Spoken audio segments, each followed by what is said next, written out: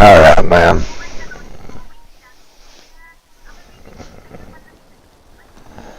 Let's see here.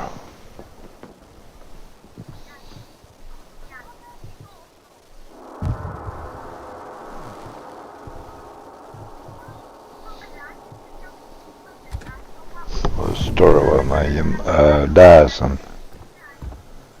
Just playing, bros. Just needing some community tokens out of it, dudes. You know.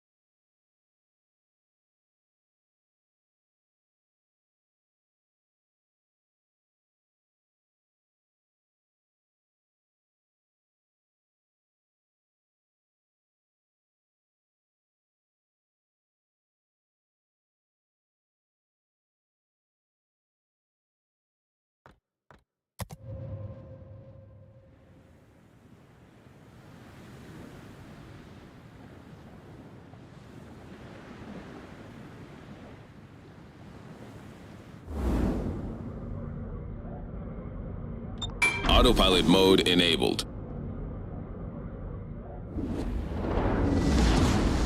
Action stations.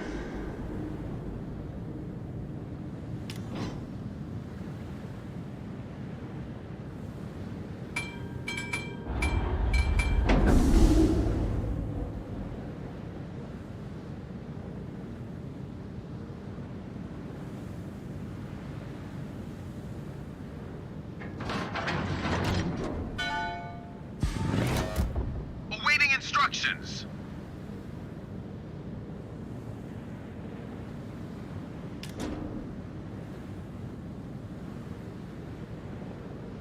Enemy force sighted on the horizon.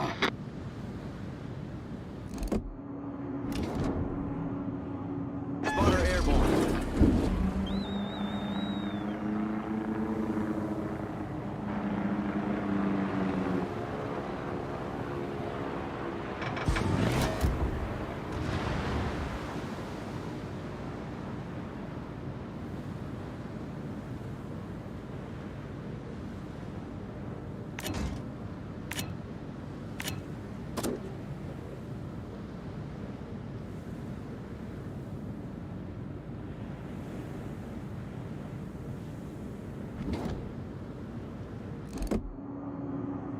Enemy battleship sighted.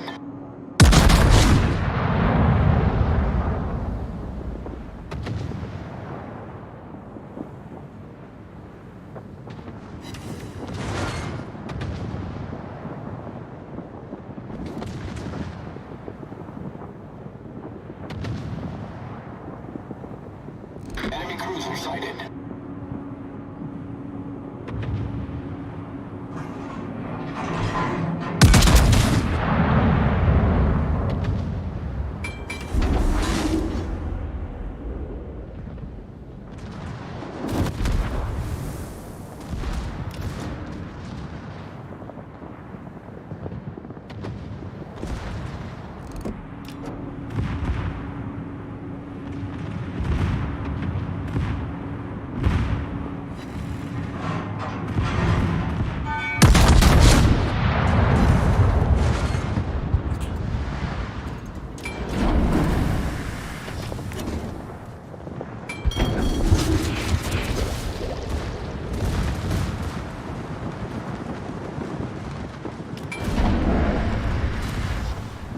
Autopilot mode disabled. Spotter destroyed.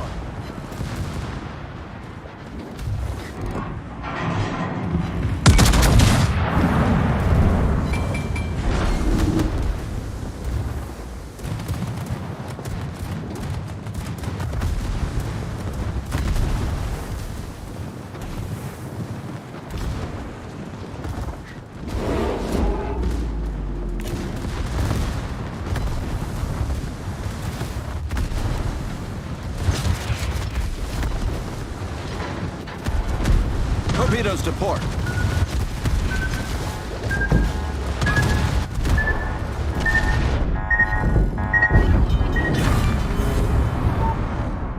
Enemy battleship foundered.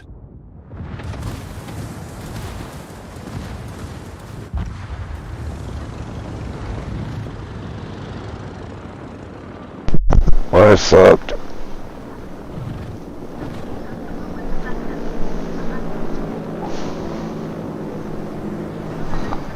Damn. That should play fairly quick. Just give me a moment to get woke up, bros.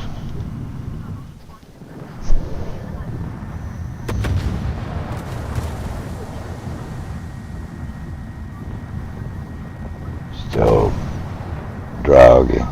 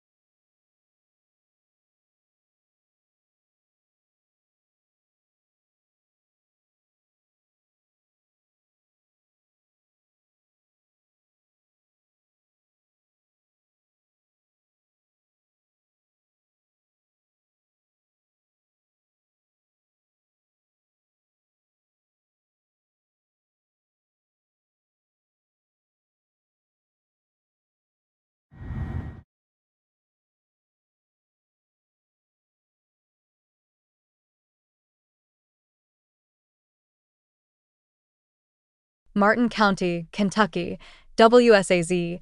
Thousands of water customers in Martin County will be affected by a planned outage, according to the Martin County Water District. The MWCD announced Saturday evening that due to unsustainably low levels in the Clearwell tanks at the water treatment plant, the district will be valving off the system overnight. Customers will be without water Saturday night, beginning at 11 p.m., according to the MCWD announcement. MCWD said the outage will last for approximately 8 to 10 hours. We apologize for the inconvenience this is causing our customers and appreciate your continued patience as we correct the issues in the system, MCWD said. A countywide boil advisory will follow once pressure is restored.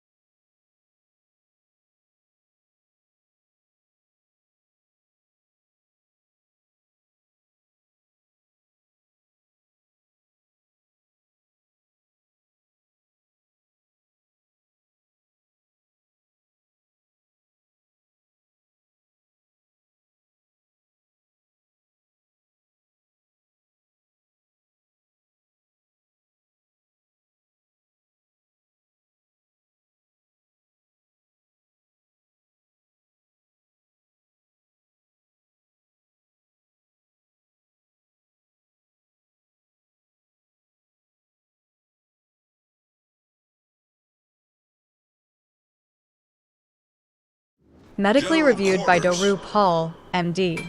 Cancer is a disease that occurs when cells in the body start to grow and multiply at an out-of-control rate. If you or a loved one has been diagnosed with cancer, you likely have several questions.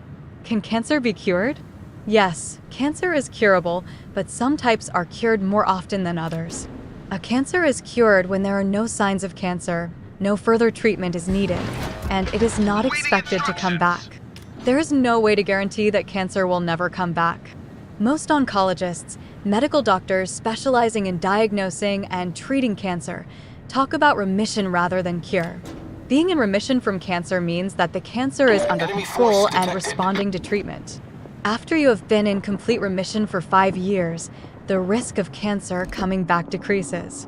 To understand how curable a type of cancer is, most oncologists look at the 5-year survival rate.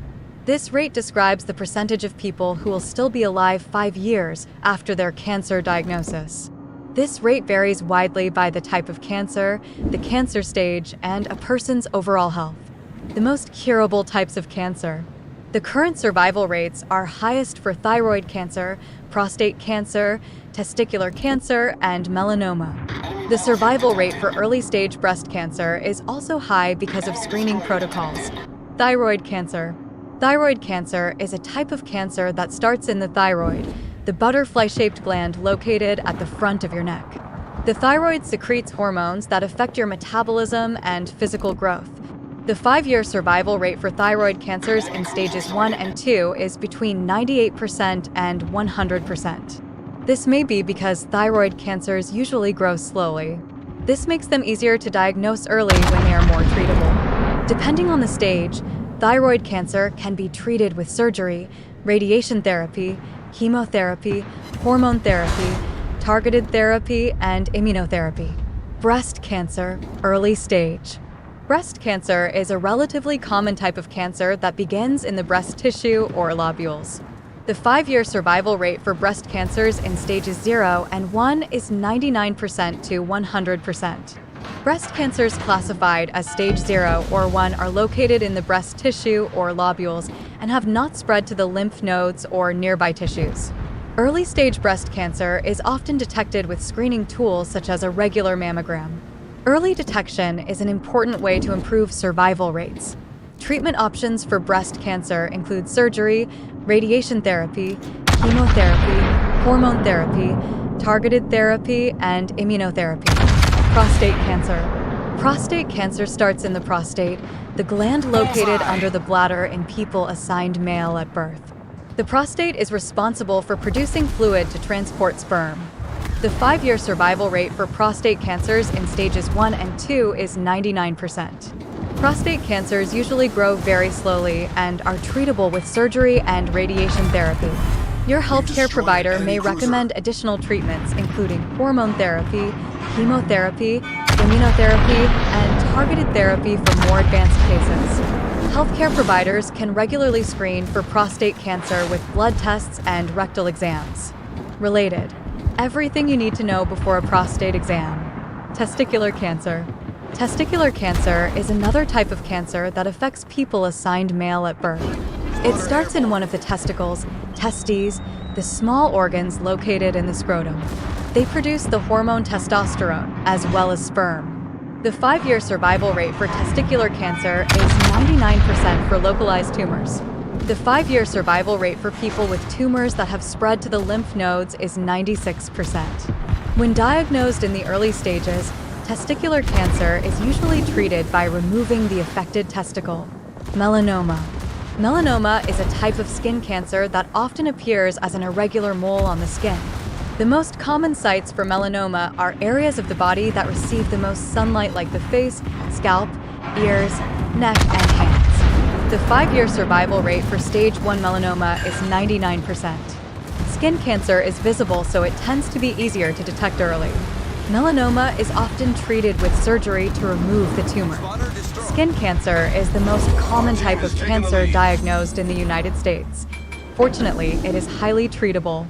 The 5-year survival rate for both basal cell carcinoma and squamous cell carcinoma is 99% when diagnosed before the cancer has spread to the lymph nodes. Hodgkin lymphoma.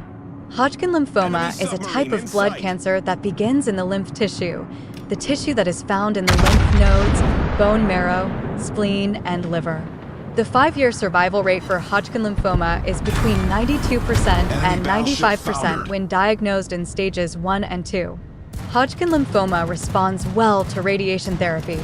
Other types of lymphoma are not as treatable as Hodgkin lymphoma. Cervical cancer. Cervical cancer is a type of cancer that starts in the cervix, the organ located at the bottom of the uterus in people assigned female at birth. The 5-year survival rate for cervical cancer is 91% when diagnosed in the early stages. Regular Pap smears, also called Pap tests, are used to screen for cervical cancer. This helps to diagnose the cancer in an early stage when it is more treatable. Cervical cancer is often treated with surgery, chemotherapy, and radiation therapy. Cancer disparities. The survival rates for cancer vary widely depending on the type of cancer and when it is diagnosed.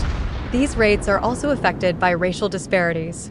People who are Black have lower survival rates for many types of cancer, including melanoma and cancers of the lungs, breast, ovaries, uterus, prostate, bladder, and kidneys, compared to people who are white.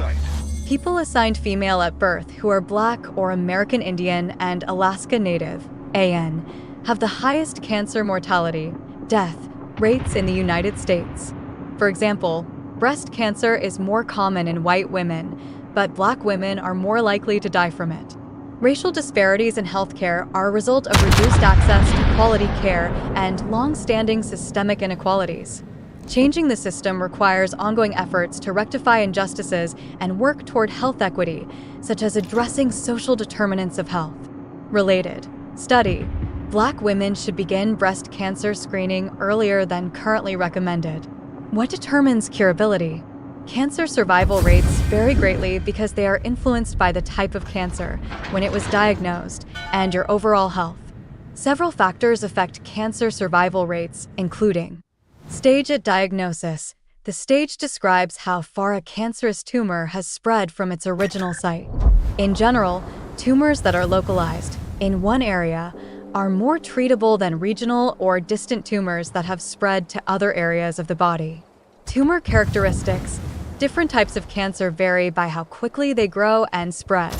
They also vary by which treatments they respond to. For example, certain tumors will shrink with hormone therapy while others will not be affected by it. Available treatments. Recent advances in cancer treatment like targeted therapy and immunotherapy have improved the survival rates of certain types of cancer. Individual risk factors. A person's overall health, family history, and lifestyle choices greatly affect their cancer prognosis and treatment options. Avoiding risk factors like smoking will likely improve your treatment success. Racial and ethnic disparities. Cancer survival rates vary by race and ethnicity, primarily due to unfair access to care, among other inequalities. Why early detection and screening matters. Early detection is an important part of cancer treatment. In most cases, the earlier a case of cancer is caught, the more treatable it is. Cancer screening tests help with diagnosing cancer before the disease has started causing any symptoms. Talk with your healthcare provider about the following cancer screening tools. Colon and rectal cancer. People who are at average risk should begin regular screenings with colonoscopies or stool tests at age 45. Lung cancer. People with a history of heavy smoking may benefit from annual lung cancer screening with a low-dose computed tomography (CT) scan starting at age 50. Recommended screening tests for people assigned female at birth include breast cancer. People ages 40 to 44 should start annual mammograms, and people 55 and older should receive mammograms every other year. Cervical cancer.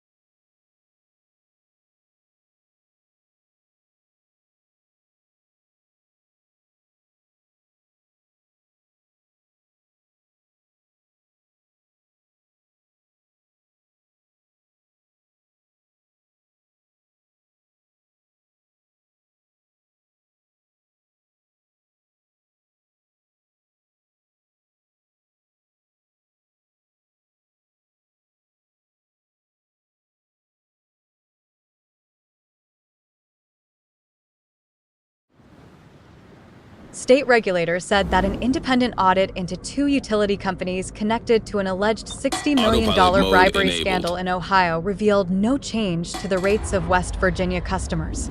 A company official representing Monongahela Power and Potomac Edison testified before the West Virginia Public Service Commission this week, stating there were no charges in customer results as the result of the scandal.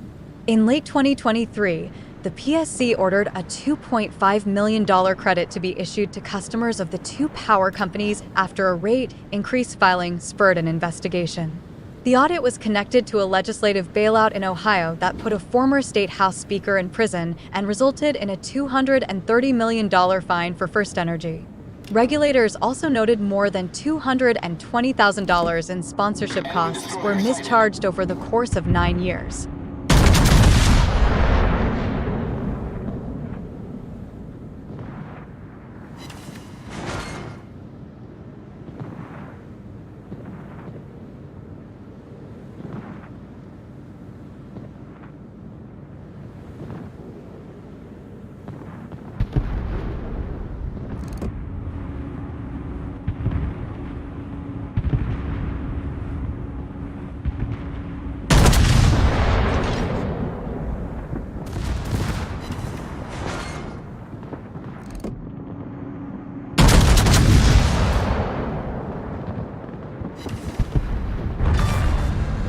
Enemy destroyer sunk.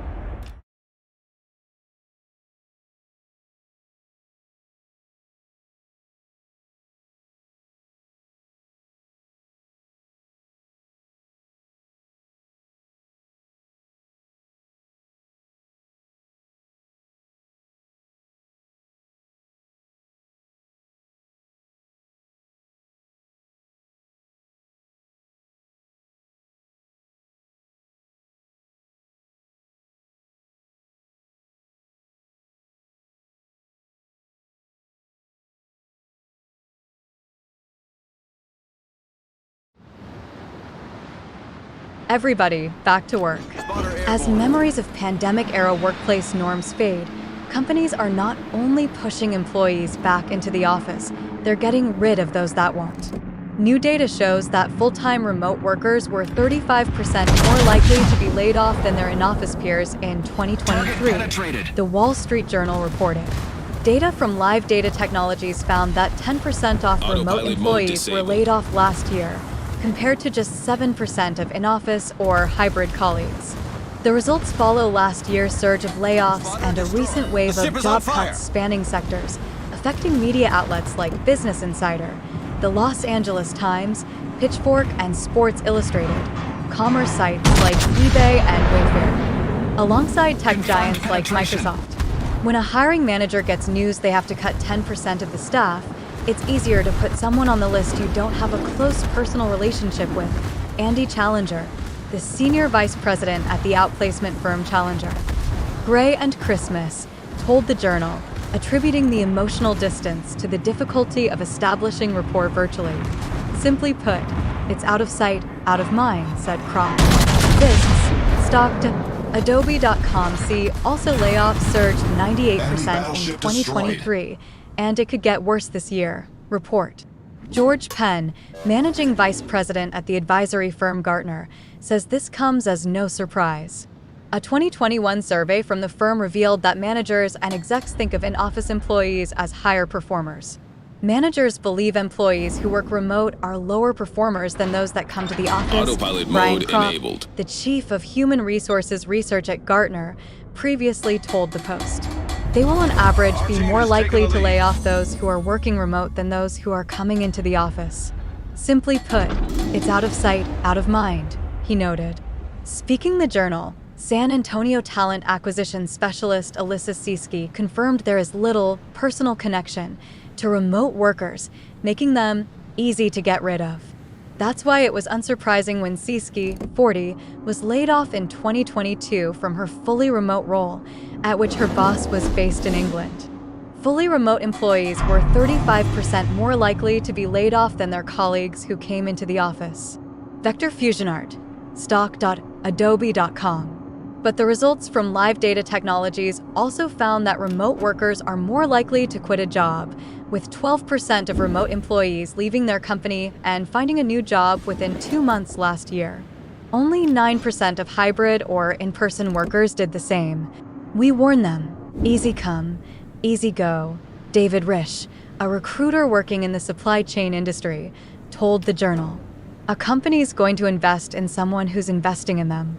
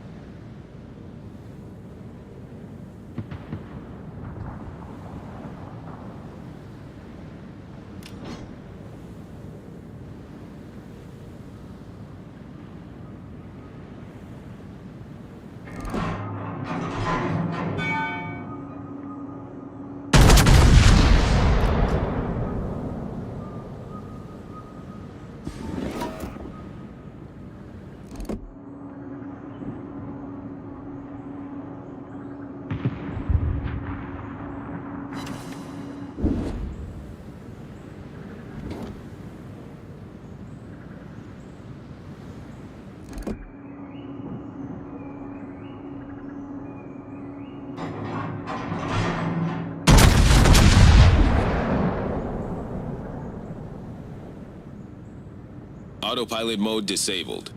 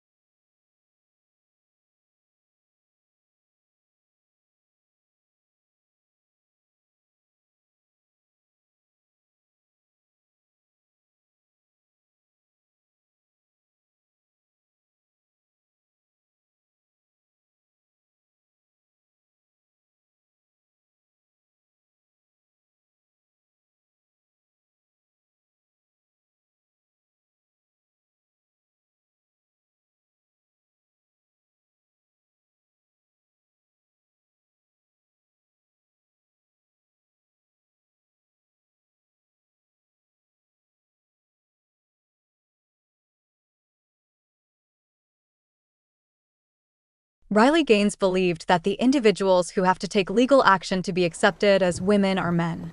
She gave this statement after Leah Thomas reportedly pursued a lawsuit against World Aquatics to overturn the ban on transgender athletes at elite-level swimming events. According to reports, Thomas also hoped to compete at the Paris Olympics trials. Thomas has taken assistance from Carlos Sayo to take the case to the Court of Arbitration for Sport in Switzerland. Besides being the attorney of Thomas, Sayo represented Caster Semenya, a middle-distance runner who battled the World Athletics as the organization tried to enforce regulations that needed her to lessen her natural hormone levels to participate. Recently, Clay Travis, the founder of Outkick, shared a video on X, formerly Twitter, where he talked about how Thomas has taken the legal route to be allowed to compete as a woman at the Olympics. He even addressed her as a man pretending to be a woman in his tweet. Responding to this video of Travis, Riley Gaines, through another tweet, said, "The only people who have to sue to be recognized as women are men." This is not the first time Gaines has opened up about Thomas's legal route on the social media platform. Earlier, she had involved herself in another tweet where she stated how a successful suit by Thomas could earn her a potential spot on the women's Olympics squad. She wrote, "Leah, Will, Thomas has reportedly taken legal action against World Aquatics for implementing guidelines that prevent him from competing in women's category. A successful suit would bid a potential spot on the women's Olympic team." Gaines rose to fame when she battled Thomas in the 2022 NCAA Championships. Since then, she has been a vocal supporter of women's safety in sports and against the participation of transgender athletes in sports restricted to biological women. Riley Gaines criticized the government's inclusive teen pregnancy program for transgender boys. Riley Gaines has condemned the United States Department of Health and Human Services program for allocating $700,000 towards an inclusive teen pregnancy program for transgender boys. She posted on her X handle, stating, "Our government just hit a record-high national debt of $34 trillion, and they're about to spend $700,000 on inclusive teen pregnancy program for transgender boys." Autopilot mode The United enabled. States is a global laughingstock. Earlier in the year, the U.S. Treasury announced that the national debt had surpassed the $34 trillion mark. In June 2023, Republican lawmakers and the White House agreed to temporarily lift the debt limit of $31.4 trillion. This was because the government had attained its maximum borrowing capacity and had to take measures to avoid a financial default. Yeah, like robbing Social Security. That's what that comes down to. That's the damn truth. You believe that shit or not?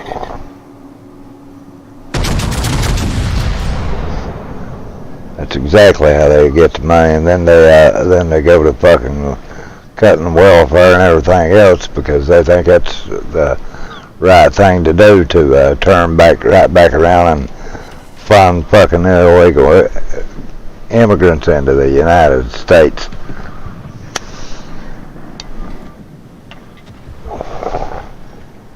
That's exactly why you're about to see the U.S. go into a fucking civil war over it.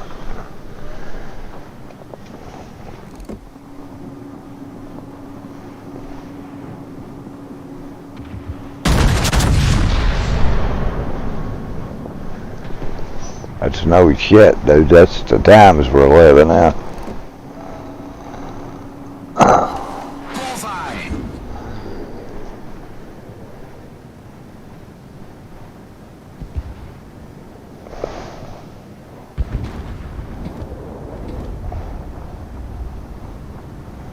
Autopilot mode disabled.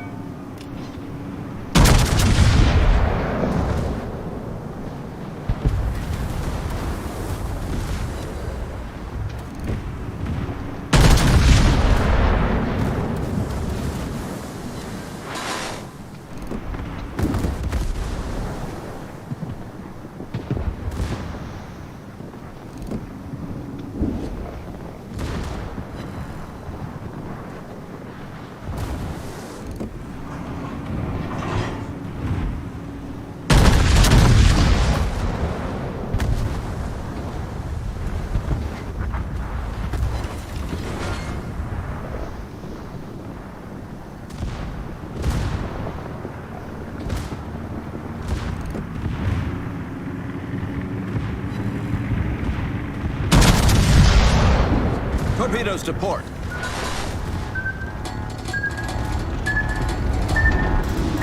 We're hull below the waterline. We're flooding quickly. Critical engine damage. We've spotted an enemy submarine. Our team has taken the lead. Enemy destroyer blown up.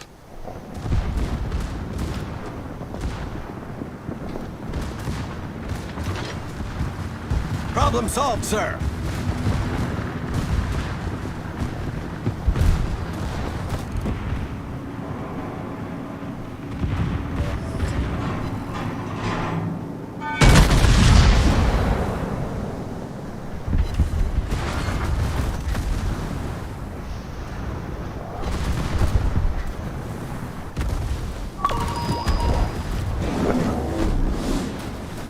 Spotter airborne. The ship is on fire. Man, what about that?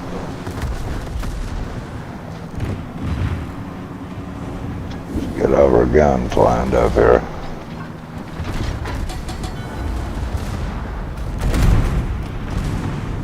Spotter destroyed.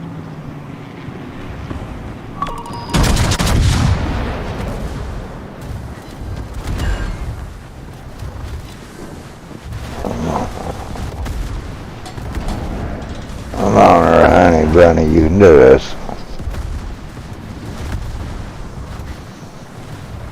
I don't know if we can if we don't get that far out.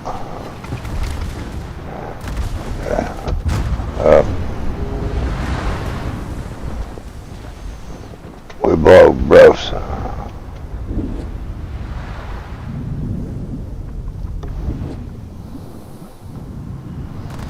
That's exactly what that is, dude. About that, they bunch of bullshit, bro.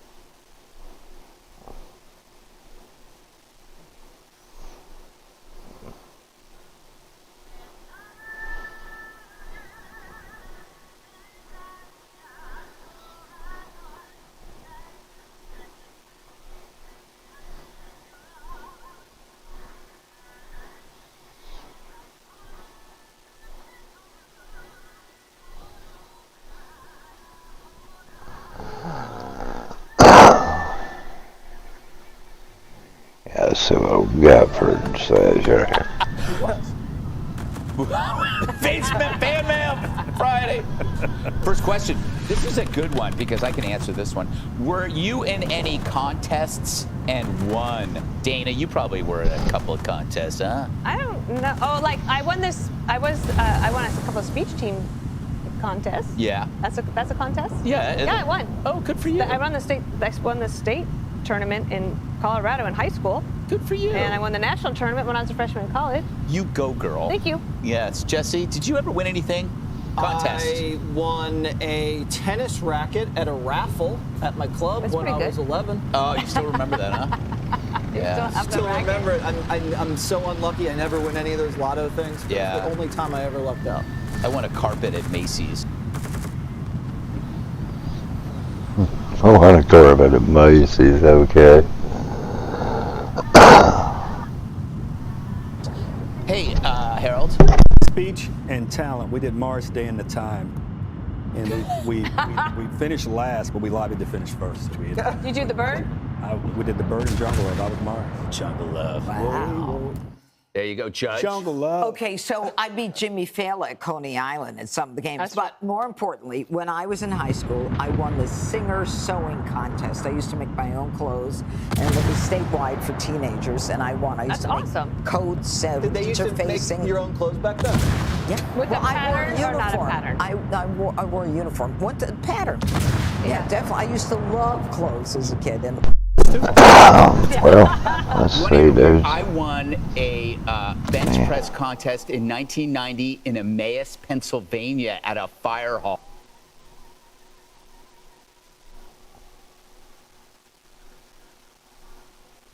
I don't believe that crap. Yeah, let me go off that. Yeah, we won. Good.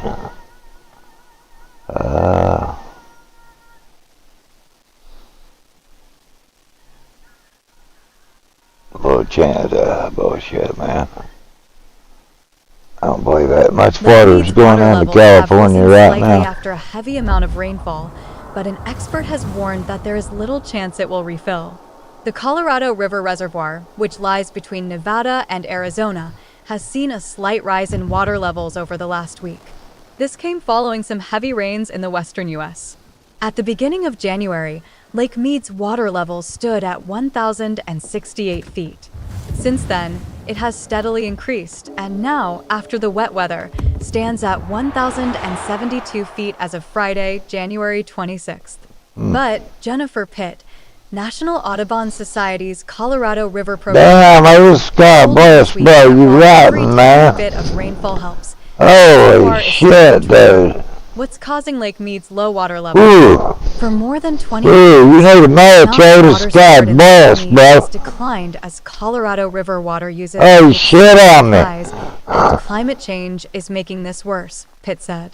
Today, Lake Mead is Here we go with that climate change bullshit again. 64% empty, with little chance it will refill absent changes in river management. Daily or even monthly fluctuations in Lake Mead are due to variations in the rate of water flowing in and water flowing My out. goodness, Otis, Lord, Can result son. in water flowing in, but Mead is a desert. Even significant local storms don't compare to the large my volumes dog's of water that rotten, flow man. in from the Colorado River. Hey, he just Despite the farted US into having these some heavy nasty rainfall throughout ass. 2023 and this year, I wish you would turn your ass to the other direction, dude. officials fear that Lake Mead could drop to extremely low levels again in the coming year. In 2022, levels plummeted to around 1,040 feet. This was the lowest the lake has been since it was first constructed in the 1930s. The southwestern U.S. faces a water crisis largely due to it being plagued with drought for many years. The Colorado River's water levels are the lowest they have been in a century. This is largely due to climate change making seasonal weather patterns unpredictable. The dams ain't been in our century yet. Precipitation means less snowpack running down the mountains and into the river. Other reservoirs affected by drought. Lake Mead is not really, they haven't. affected by these low water levels. Lake Powell, which borders They've not been in our century. also relies on the same flows from the Hoover Colorado Dam River was put in and the has seen 40s. I think Lake low Powell water in levels the recent years. late 60s, well in there, so Colorado River no, via man. the reservoir upstream, Lake Powell. Close to a century on the Hoover Dam, but snow in mountains in Colorado, not most of them. Utah, and New Mexico, Pitt said. Lake Powell releases water to Lake Mead based on how much of that melted snow has flowed into the Colorado River and into Powell, I mean, but also based just on requirements, including interstate water agreements, just stating the truth, hydropower man. generation, and laws that protects natural and There's like a bunch of states drawing waters off that mountain, which I'm not saying. Water flowing out of Mead, which also affects its elevation, is based on delivery to water users downstream. What can be done about Lake Mead? Any state would have privatized their water like California did, man. I mean, I honestly wouldn't understand it whatsoever. To get it back to healthy In all levels. honesty, Pitt man. and other experts believe that the only way to I mean, they truly know better than that shit and did it anyway, Every man. drop helps, including a local rainstorm. But to stem decline of Lake Mead and stabilize water supplies for tens of millions of people in the long term, we need to figure out how to use less water across the region, Pitt said. They know better than that, man. Did it anyway, like Water dumbasses. conservation and efficiency that allow urban and rural communities that depend on Colorado River water to thrive. I'm gonna have to switch over, dudes, to my Do you have a live science account story because that you should be covering? it's Do you have questions about reset. Lake Mead? Let us know via We can play science@newsweek.com. this later again today. Related articles. California's largest reservoir sees water I mean, levels continue we got to enough time to western get the US, rest seeing of them. I'm extreme just weather. trying to Unprecedented. In 500 keep it years, up. I'm not set into my for Big stream Rock or nothing, water brothers. levels I'm just, in 2024. Start your just unlimited gonna news switch. trial. We just go straight to it. It's nothing big.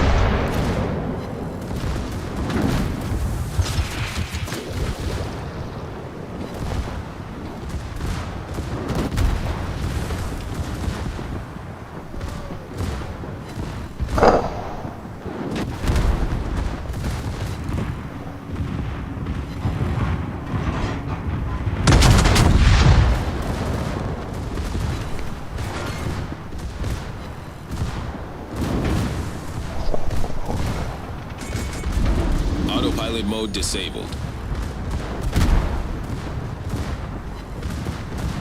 Torpedo was missed, huh?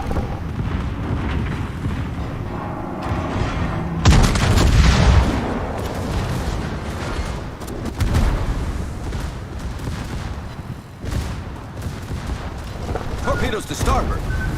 Figured. Hull breach. We're taking on water quickly.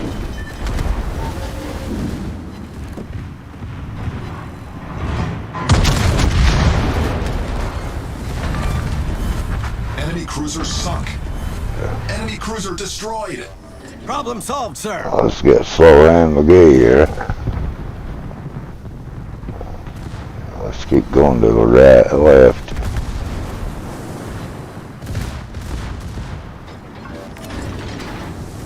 We're about close to the right one. Okay.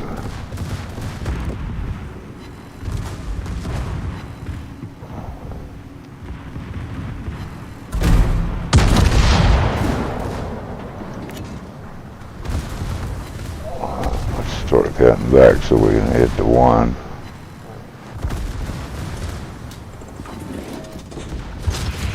Okay, now. Let's torpedo this bitch.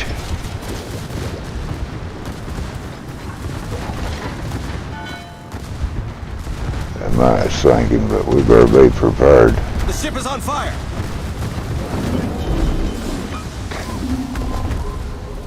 There we go.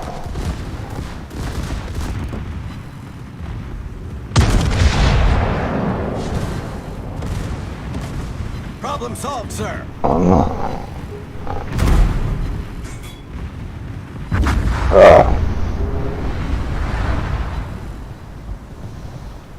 That's a decent run.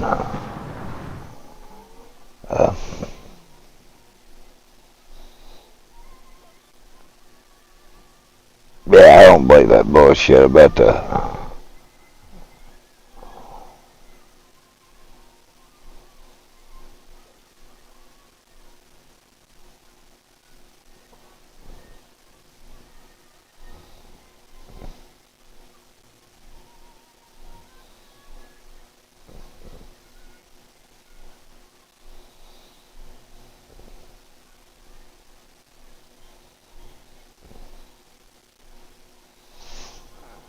shit.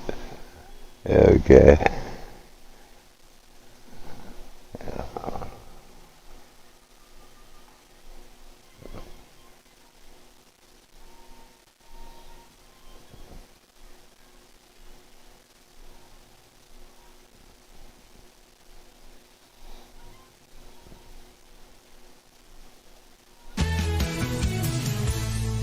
Well, it was the story that swept the nation. Now, new deposition details in the death of Gabby Petito reveal Brian Laundrie called his parents 20 times in 2 days after murdering his fiancée, telling them Gabby was, quote, gone, and requesting a lawyer. Joining us now to discuss is former Los Angeles District Attorney and host of the Sidebar podcast. That's shitty, that dude, bro. Josh, thanks Take for being that with poor us. lady out and kill her. This is a case where Gabby Petito's parents are accusing Brian Laundrie's parents of knowing their daughter had been murdered and where might her remains be. The question is, what did Brian Laundrie say in those 20 calls? What does it mean? Gabby is gone. Yeah, the question's coming down to intentional infliction of emotional distress. How much did the Laundrie parents know It's not so much. I mean, if they know, they definitely should be held responsible now. And I would say the odds that they did are high because, you know, kids talk to their parents of the deeds they do, you know. But were they helping their son to conceal his involvement, and were they making statements to the press at that same time that led the parents of Petito to believe that she might still be alive? If they were causing them further distress by leading them to believe that their daughter could somehow be found, knowing all along that she's likely dead, that's really the heart of this whole case, is that caused them to distress and damage. Do you find that compelling? I mean, to make the case, look, you talked 20 times in 2 days. He said to you she was gone. You should have known, or you did know, that he had killed Gabby Petito. Do you find that compelling? Yeah. Absolutely. I mean, he went from calling his parents once every few days. Now he's calling them 20 times in 2 days. He's having lengthy conversations. Yeah, I believe they did know, and I believe they did help him, man. I really did. I know that in depositions, his parents have come out and said they thought Dawn meant that she had wandered off. To me, that rings completely hollow. I don't believe that on the wander off, man. Guy killed her, yeah. I mean, that's straight up on that, bro. Meant by gone. They know getting attorneys involved, something really horrible has taken place. All right, Taylor Swift has a stalker. He's been arrested 3 times in 5 days outside of her New York City home. And many people are pointing to the fact that New York has moved now to a cashless bail system. Is that in your estimation? What is it? 3 times? All right, bro. Days he keeps being let out. Is this a problem with the bail? Absolutely. Anytime you're taking discretion away from prosecutors and judges, this could lead to these types of consequences. I understand if you want to address what you feel are inequities in bail, you want to do something about allowing people who don't have the means to be able to still defend themselves. But when you take that discretion away, you're going to have these kinds of cases that are outliers where prosecutors can't do anything to keep this person in custody, and it can lead to disastrous consequences. Now, luckily, they were able to get involved here, law enforcement, before anything awful happened. But in my career, I myself have experienced cases where stalkers, police feel that. Saturday, August 26th.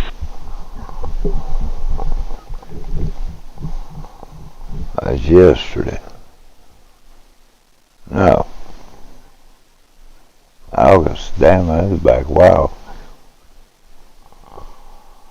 Oh, that's about the college kid tried to go in the wrong house and they shot him.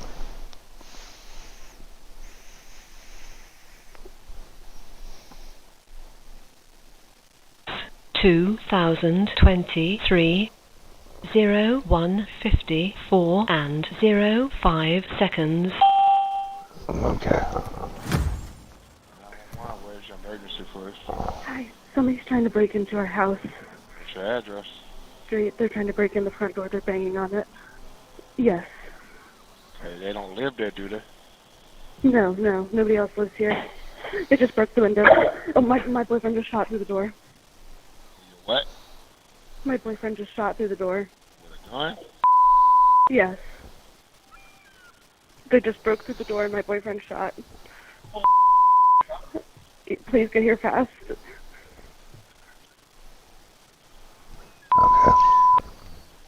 Hello? He said he thinks he hit him. We got shots fired on this home invasion.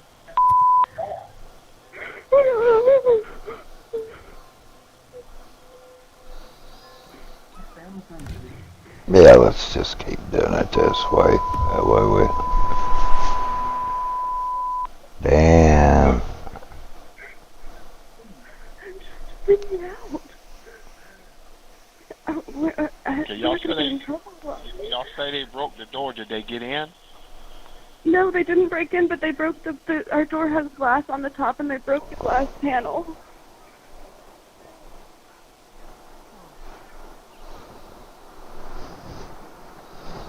Damn.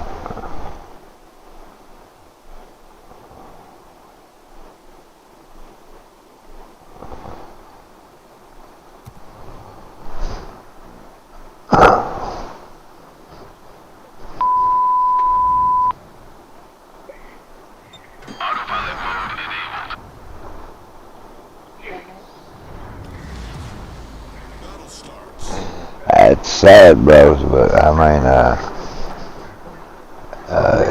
we'll stay inside till the cops get here, right? Okay.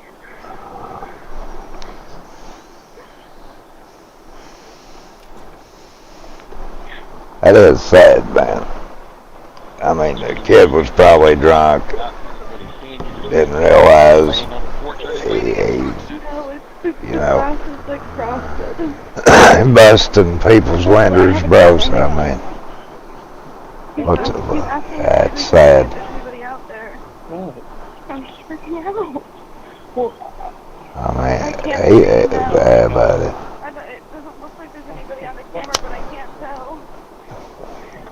It doesn't show like right in front of the door, so I can't tell all the way up, but I don't see anybody in view that it does have. Spotted airborne.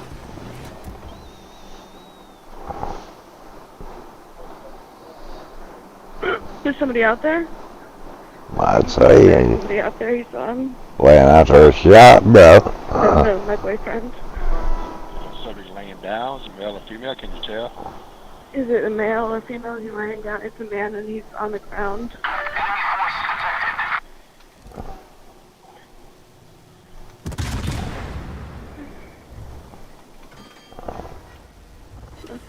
Okay, I think the police are here.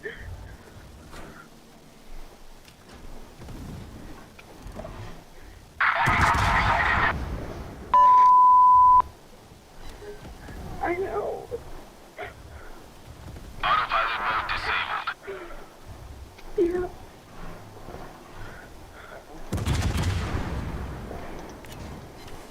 Oh my God.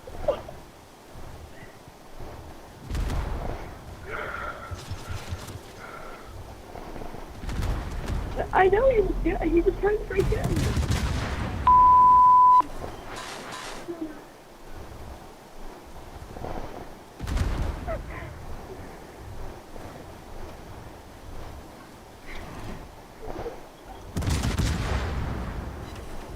Much obliged. Enemy destroyer sunk.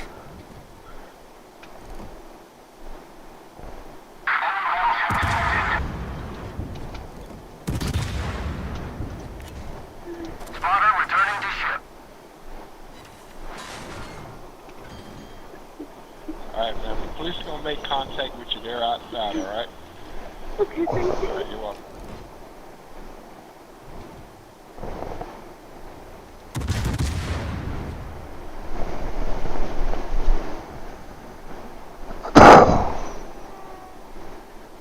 That's pretty freaked up, man. I mean,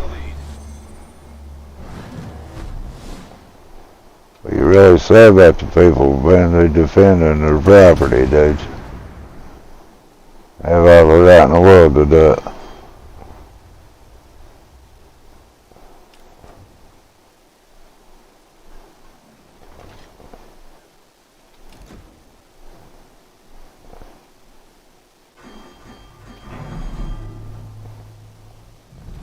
Our victory is in sight.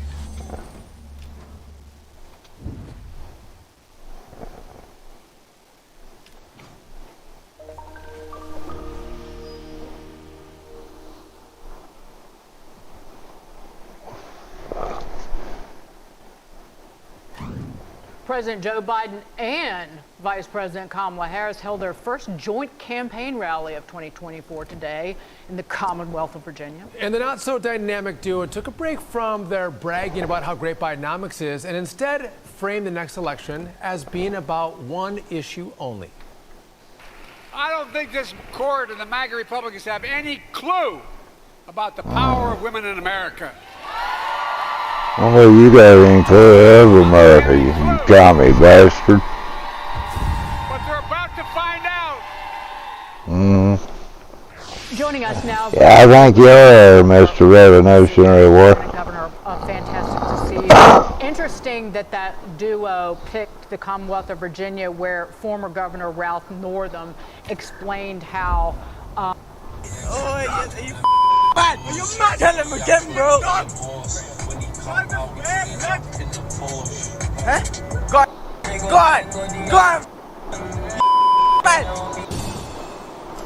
Well, Once again, the president is messing with America's energy industry. Louisiana wants...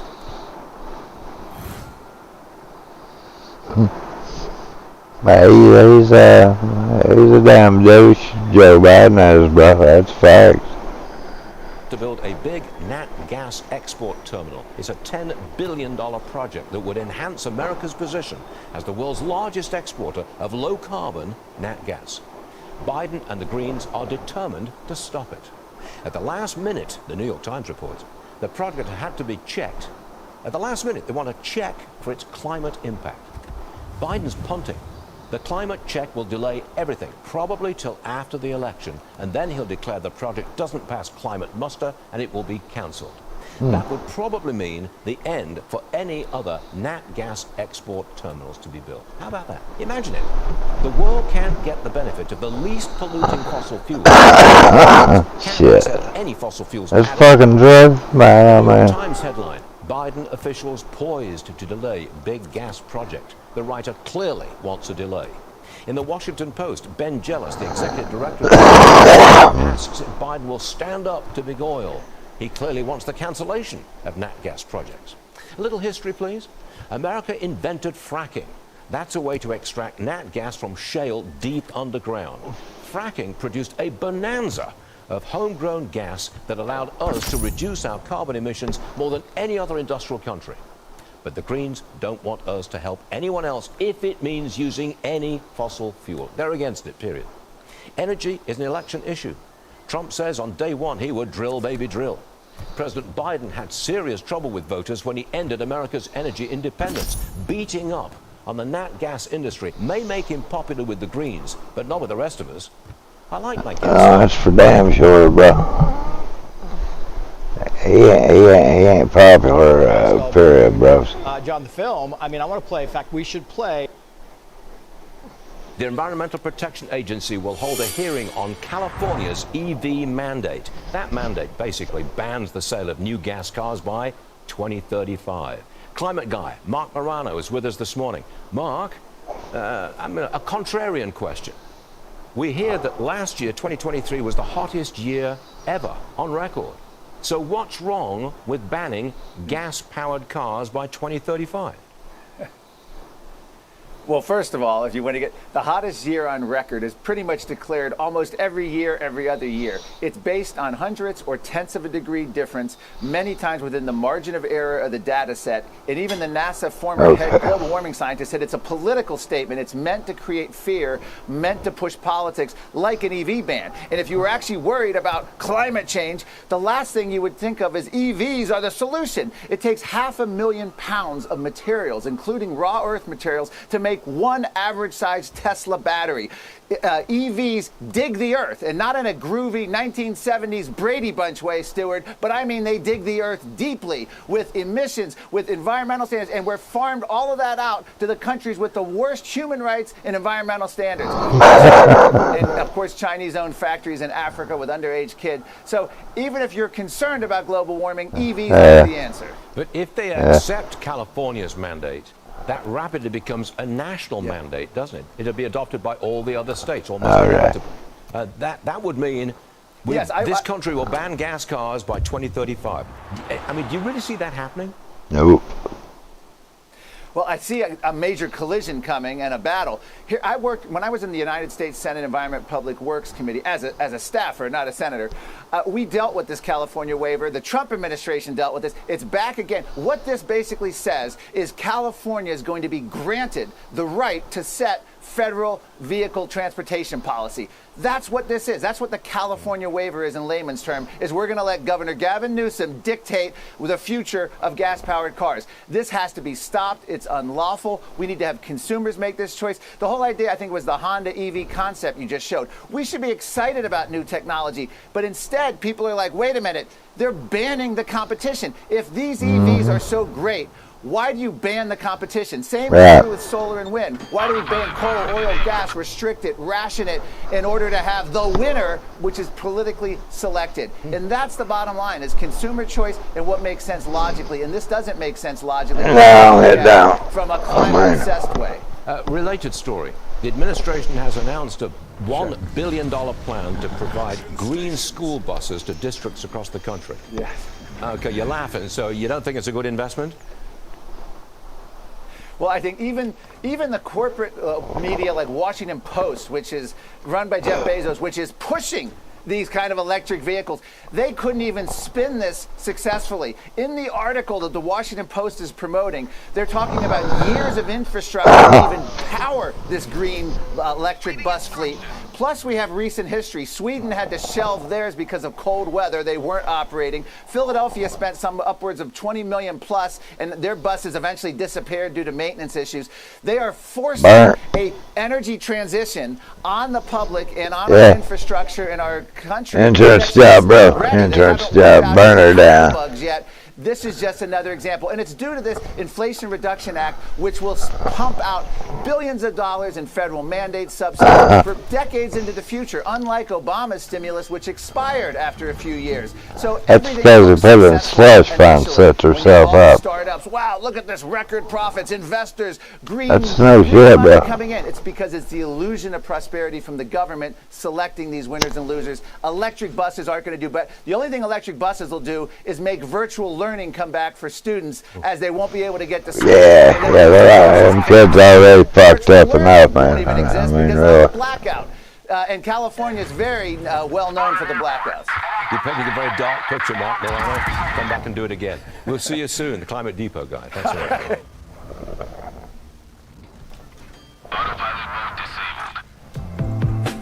Oh, well, no, we're getting out of that crap. Mark Morano, he's with us. Now, Mark is the publisher of the Climate Depot. Marvel's Merry Mutants have long been a fixture in the canon of the...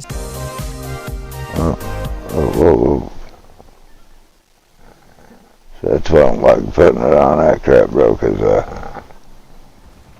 and the copyright not even meaning to...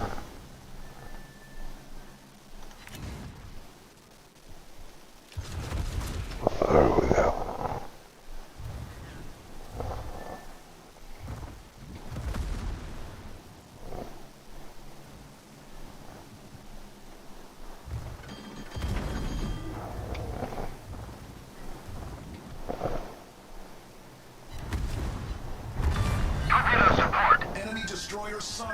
Shit.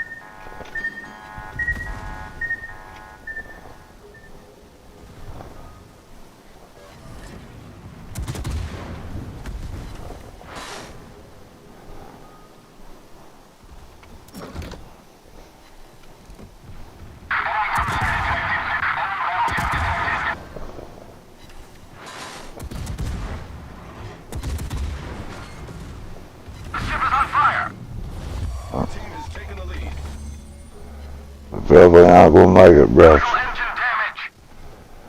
Yeah, we probably ain't.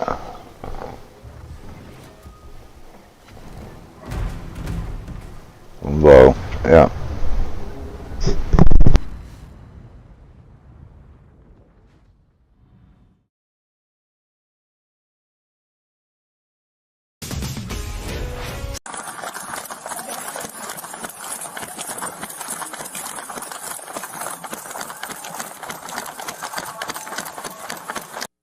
Companies like TikTok, YouTube, Facebook, are fueling a mental health crisis by designing their platforms with addictive and dangerous features. Oh, well, I'm around these damn mother. Monetize our children's privacy and jeopardize. Yeah, most of that bullshit you just letting go on in fucking New York, ain't it, bitch?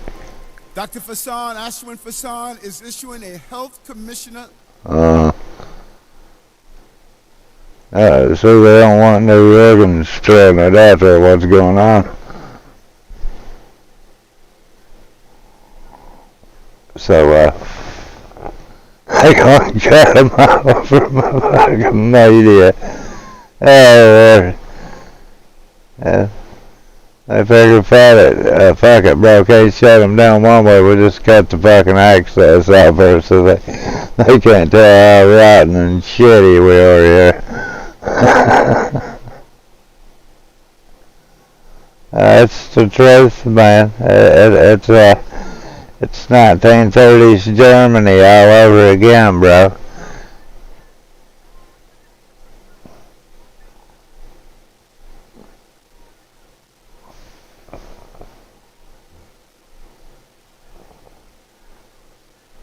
It really is.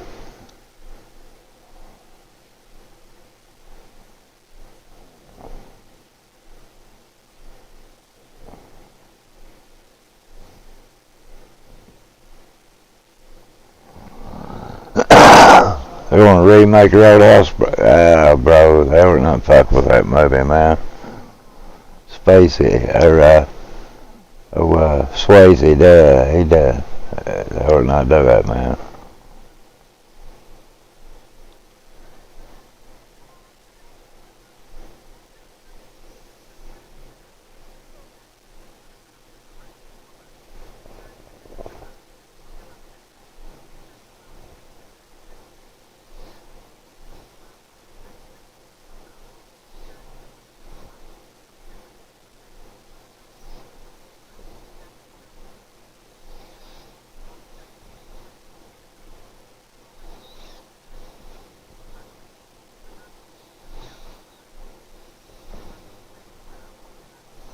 Yeah, man.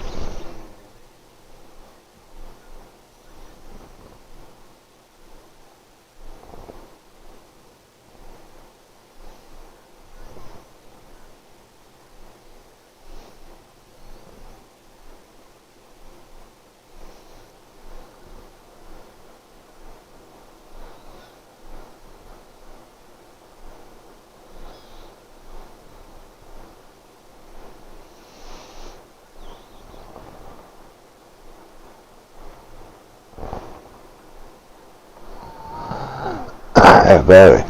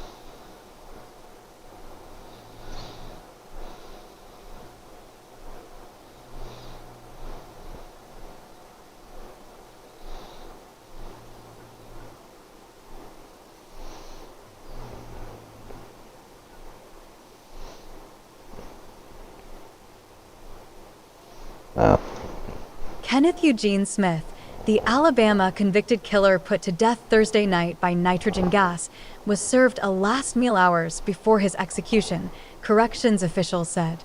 For his final meal, Smith was served steak with A.1 sauce, hash browns, and eggs, the Alabama Department of Corrections said. Before that, he was served a breakfast meal that consisted of 2 biscuits, eggs, grape jelly, applesauce, and orange juice at the William C. Holman Correctional Facility in Atmore. Smith, 58, was pronounced dead at 8:25 p.m. after breathing pure nitrogen gas through a face mask to cause oxygen deprivation. The method marked the first time that a new execution method has been used in the United States since lethal injection was introduced in 1982. In a final statement, Smith said, "Tonight, Alabama causes humanity to take a step backwards. I'm leaving with love, peace, and light." He made the "I love you" sign with his hands toward family members who were witnesses. "Thank you for supporting me. Love all of you," Smith said. Alabama inmate who survived botched execution fears he will fare no better in second attempt. Read on the Fox News app. The prosecution I ruled tell a you, last-minute guys, legal they challenge do from Smith's lawyers, convict who people argued the state sometimes was making innocently, him the test subject but for an experimental when execution you go method that that far, could though, violate the constitutional ban on it's cruel and unusual punishment. Smith was put to death for the 1988 murder-for-hire killing of Elizabeth Sennett. Prosecutors said he and another man were each paid $1,000 to kill Sennett on behalf of her pastor husband, who was deeply in debt and wanted to collect on insurance. Smith's accomplice, John Forrest Parker, was also convicted for the slaying and was executed in 2010. Click to get the Fox News app. Sennett, 45, was found dead March 18, 1988, in her home with 8 stab wounds in the chest and 1 on each side of her neck, according to the coroner. Her husband, Charles Sennett Sr., killed himself when the investigation focused on him as a suspect. The Associated Press contributed to this report. Original article source: Alabama death row inmate served steak as last meal hours before novel execution in murder-for-hire killing. that's and man,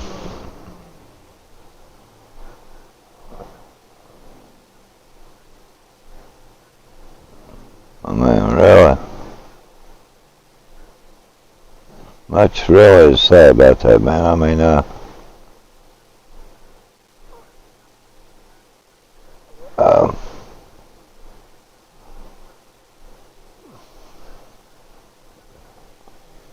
all honesty, you know, you gotta look at both sides of the story, dudes. End of the day, they're as victims in that deal. You know.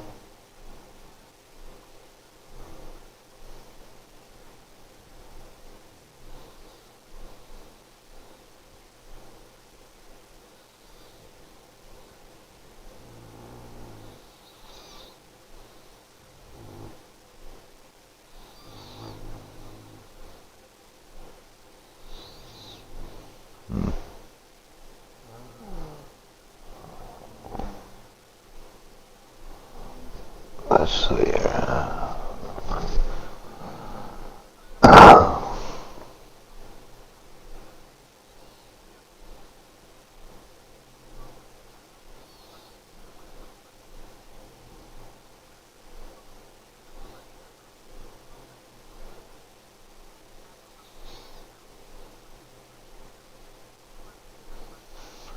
Let's see.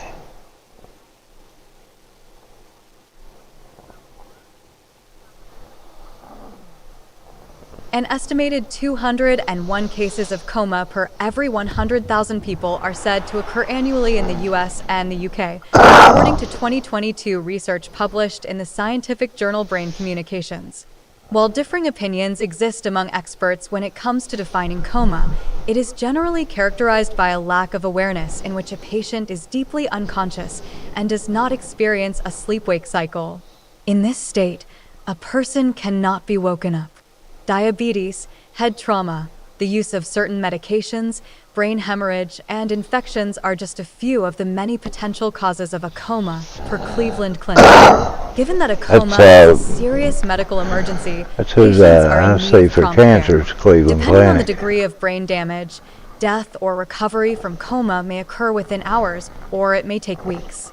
According to the Cleveland Encyclopedia of Cancer Forensic Center. and Legal Medicine, You know, the Cleveland sooner a Clinic. person in a coma exhibits responsiveness, the better. I like the 15% choice of of made. patients who are in a coma for 6 hours or less reportedly recover, while recovery rates stand at 3% for those who remain in a coma for a week. Because a person in a coma is not dead, but is not conscious either, it remains somewhat of a mystery as to what it feels like for the person in this unconscious state. However, we do have some clues provided by people who have been in medically induced comas. Read more. Health symptoms that are serious red flags. Being in a medically induced coma may feel like a dream. Some patients have shared their stories publicly, giving us a better idea of what it may feel like to be in a coma. Being in a coma is like a magnified and intense version of our own dreams, Claire Wineland shared in a YouTube video first posted in 2015. In the video, She recalled her experience of being in a medically induced coma for 14 days while receiving treatment for an infection she developed while undergoing a routine procedure for cystic fibrosis. Wineland recalls being able to hear what was going on around her, but felt as if it was being received through some kind of filter. Another patient, Jardine Howlett, expressed a similar dreamlike experience while also in a medically induced coma. Yeah, that's what I was going to say. They put you in a medical induced coma. Neurologist Dr. Michael Sometimes they have to, bros, that to while keep this you alive, experience man. has been noted in Like, cases of medically induced coma, it is not the same as a brain injury-related coma. Coma type and severity determines what it feels like. Cleveland Clinic experts note that while a patient in a coma may be able to hear their surrounding environment, this will vary based on the kind of coma it is as well as its severity, which can help be determined by use of what's known as the Glasgow Coma Scale. A numerical score is determined based on 3 categories: eye response, motor response, and verbal response. Scores in each category range from 1 to 4, 1 to 6, and 1 to 5, respectively. In totaling the scores from each category, a patient may receive an overall score between 3 and 15. The higher the score, the more conscious a person is. A total score of 8 or below is indicative of a coma. There are steps one can take to reduce the chances of becoming comatose. This includes reducing the risk of potential head injuries by wearing protective equipment, such as when in an automobile. Additionally, eating a healthy diet, getting plenty of exercise, and seeking treatment for chronic health conditions such as diabetes can all help support brain health. Read the original article on Health Digest. Enemy destroyer blown up.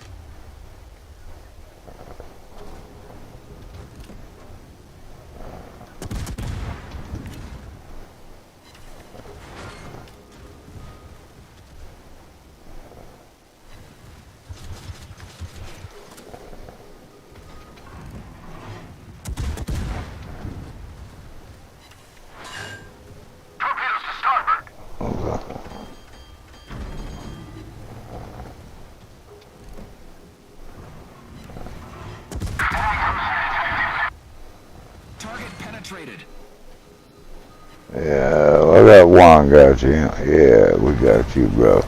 We've destroyed an enemy cruiser.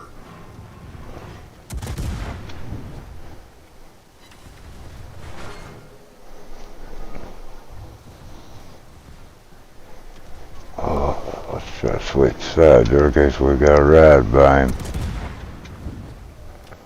Come on, bro. Don't, bro. Don't, bro. Don't, bro.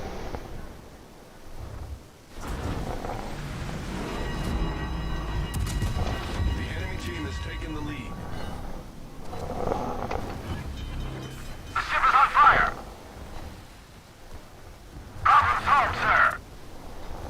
Torpedo support. The ship is on fire.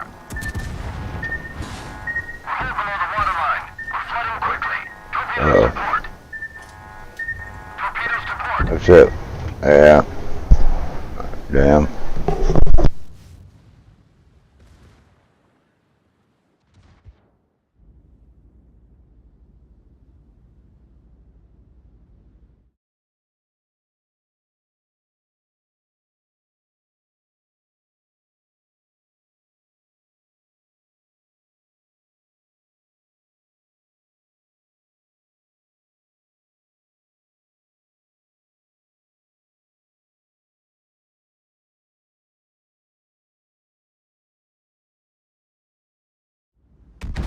The king is spending a second night in hospital after undergoing a procedure for an enlarged prostate.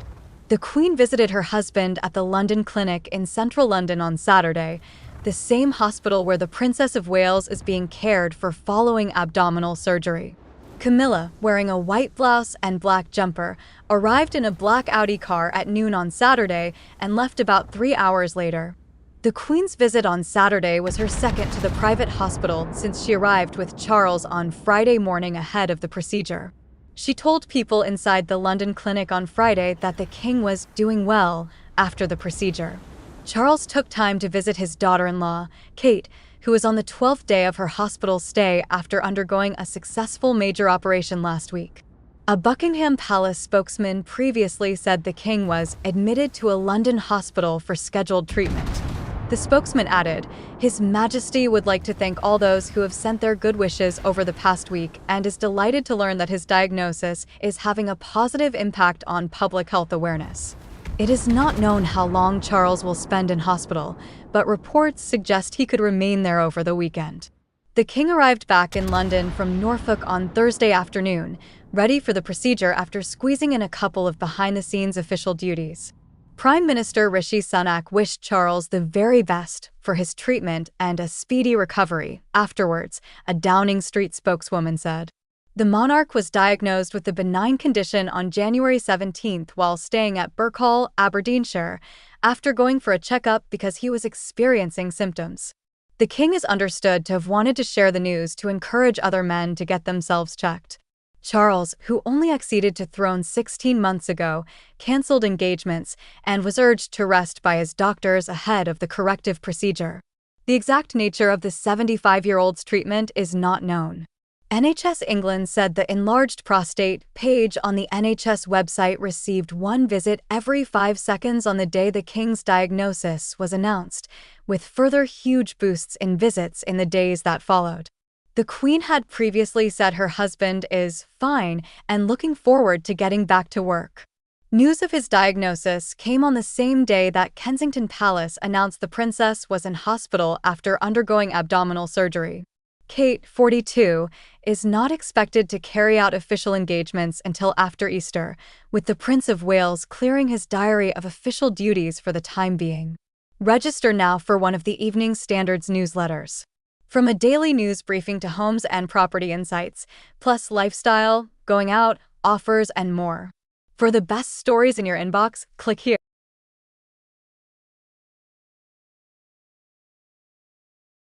Charleston, West Virginia. WOWK, West Virginia librarians say they have more questions than answers regarding a bill proposal at the state legislature. House Bill 4654 would allow for the prosecution of schools, museums, and libraries for displaying obscene material to children. Violators could face criminal charges. According to West Virginia Code, those who distributing obscene material to minors could face up to 5 years imprisonment and a fine up to $25,000.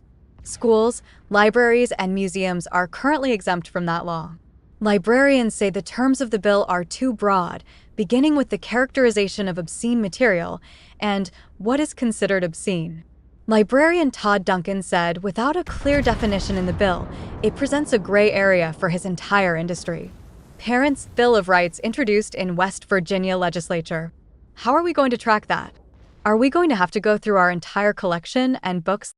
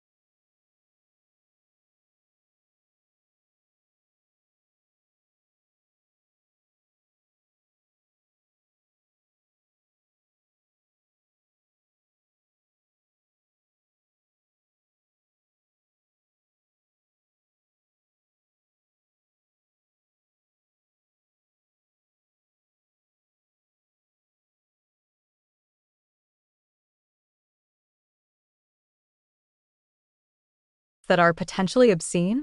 Are we going to have to restrict cardholders? Duncan said. To go through and read through every single book that comes through here is almost impossible. Kendall Harlan, another librarian, shares Duncan's concerns. What I would define as obscene, what the person on the street would say is obscene. I think that's part of the problem, Harlan said.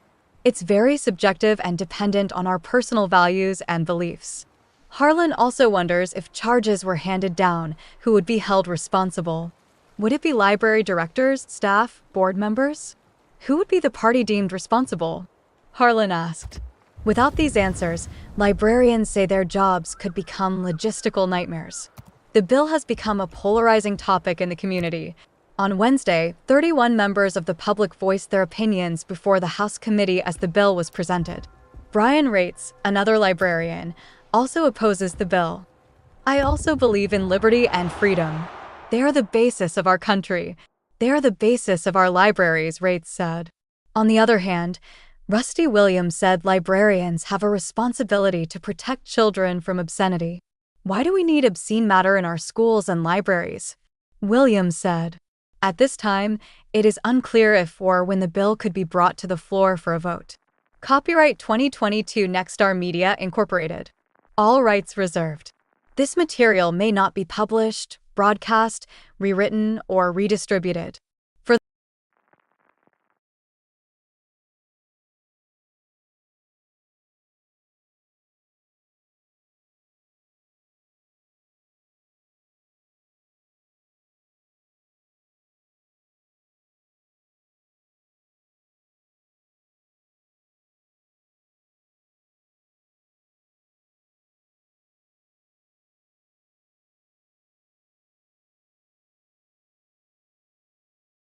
What you need to know if you own an EV or are thinking of buying one.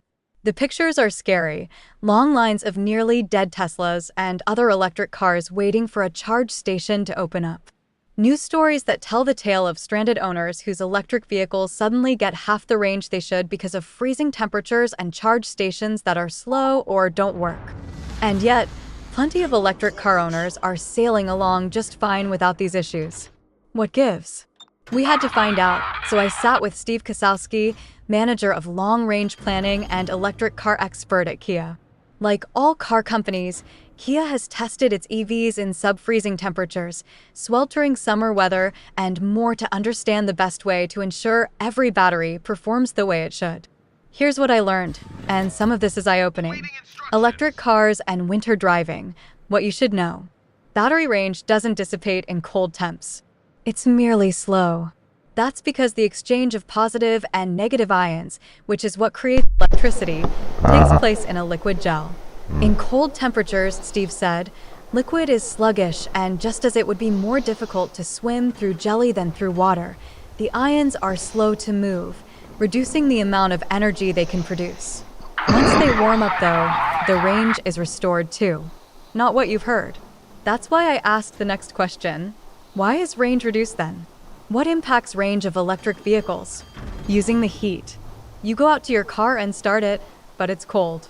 There's frost on the windshield, so you turn on the defroster and the heater to get it warmed up. Starting the car also begins to warm the battery. Within a few minutes the windshield is clear, your fingers are unfrozen, and you can drive. So you do. Turn off the defroster and your range creeps up. Turn off the heater, but leave on the heated seats, and it improves more, but not completely. So yes, your range is reduced. That's because the internal system that warms the battery will keep going until the battery is warm. It can take 30 minutes to several hours for the battery to warm up, preconditioning, as it's called in the industry, so it may not be fully warmed by the time you reach your destination, even though the cabin is toasty warm. Clearly, heating the car is what uses up all that energy. But there's a solid workaround. Rugged yet futuristic Kia EV9 electric 3-row SUV makes its debut. Keep your baby warm.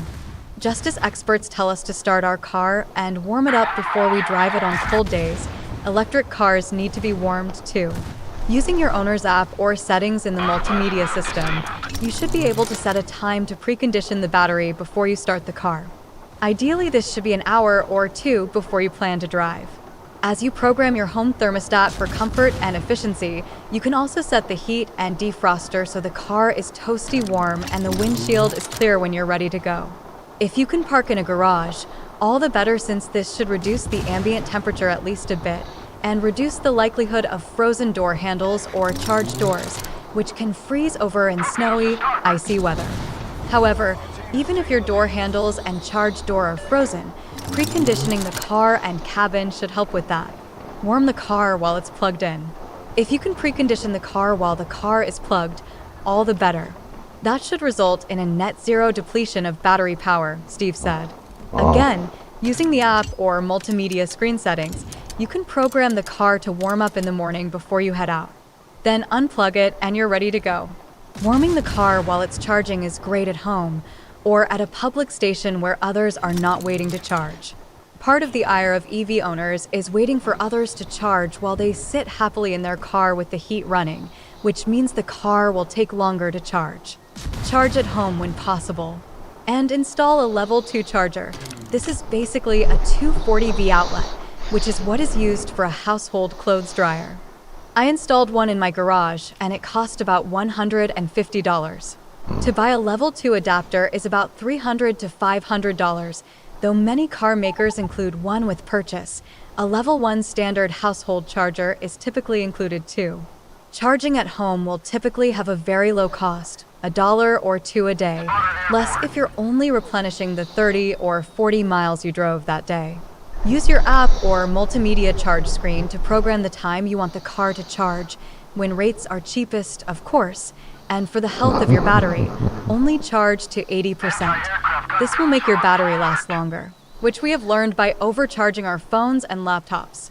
Charging at home will also save you the heartache of chargers that don't work or long lines to charge. And again, if you can't charge at home, find the chargers that are most reliable and the time of day they are most available and build that into your schedule. Perhaps it's a great time to answer email, buy groceries, or meditate in a quiet cabin.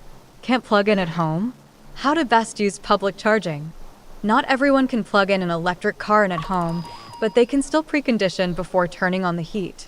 The good news is that this should only take about 2% of the battery's power as long as the cabin temperature and defroster are not on as well. Turn those on just before getting into the car, 5 to 10 minutes or so, and once in the car, use seat heaters and the heated steering wheel instead of cabin heat. This will leave you with a nice solid range, a minimal decline in charge, and a comfy cabin. Before finding a public charger, you should also precondition the battery. While you're shopping, at work, or on a flight heading home, set your car to precondition. This will not only help your efficiency driving to the charger, but it'll help your car to charge more quickly once you're there. Use the chargers your manufacturer recommends or has a relationship with. The software in a charge station has to communicate with your car's software, which is why sometimes they don't work or there are false starts. Then, charge at a time of day when it's not as cold or as busy as it might be during rush hour or first thing in the morning. Other energy-saving strategies. Use eco mode. Use your car's regenerative braking paddles or set the system to maximum regenerative mode. Use one-pedal driving and auto hold braking, especially in heavy traffic. You're likely to regain some miles in a bumper-to-bumper crawl, believe it or not. Heated and vented seats will reduce draw on the motor, which requires more battery power. Use your car's built-in navigation for more efficient routes. Reduce weight in the car when possible. If you don't really need your summer beach gear right now, or your softball bag, leave them at home. And follow your manufacturer's advice. Not all EVs are the same. They have different technology, different software, and different charging infrastructure. Want to drive electric, but not sure you're ready? Go Peach EV.